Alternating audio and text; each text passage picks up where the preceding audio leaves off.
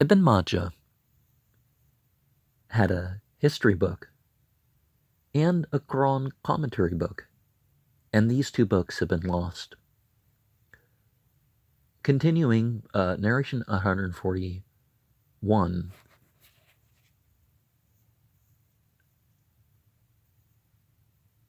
that Ibn Abbas would have a place between Abraham the prophet and Muhammad the prophet in the paradise of the hereafter.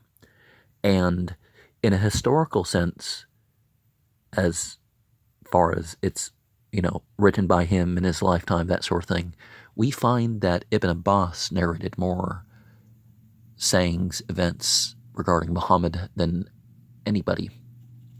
Now, more are attributed to others via the oral tradition, and one's not refuting that, but as far as writing them, yeah. Narration 142 was that Muhammad prayed to God, saying that he loved Hassan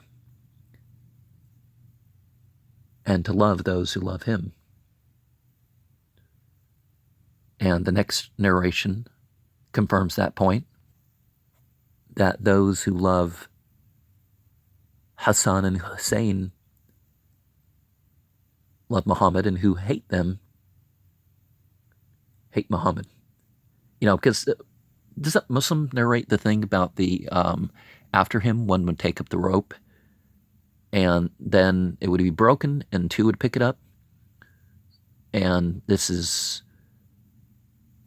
interpreted as Hassan and Hussein after Ali died, and Ali being the other one because Ali passed on more of the teaching, you could say.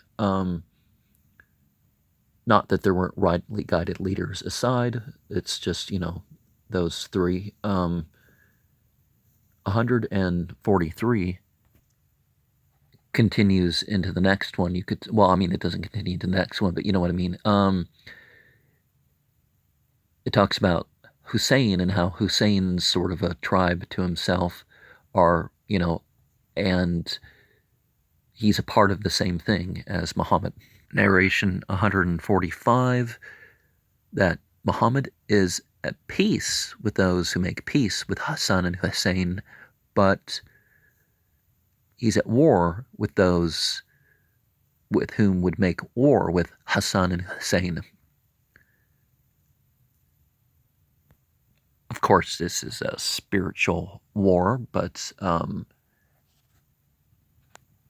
it does imply something. But after some people decided that their tribe should be it.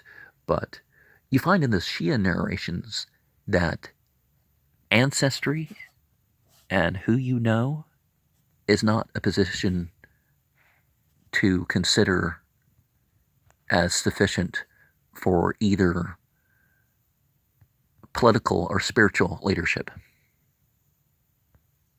148 regarding Ammar bin Yasser. Muhammad pointed out that when there was a choice between two things, he was always the one who chose the better.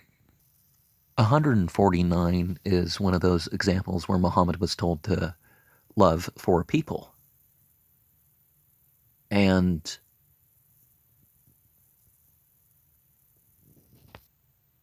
Ali was repeated thrice. Abu Dhar, Salman, and Miqdad. Abu Bakr, Ammar and his mother, Sumaya, and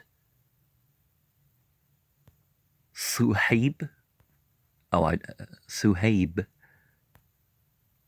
Bilal, and Miqdad were the first seven to publicly proclaim their Islam among the adults. And this narration 150 relates that Bilal was, dragged through the streets and tortured, but he kept saying one,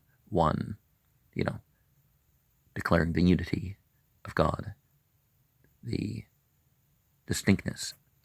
And 151, Anas bin Malik was tortured like none of the others were, and he was with Bilal when they were starving. The only food was hidden in their armpits. They carried that to hide it. And 150 also says that children were taking charge of the torture of Bilal.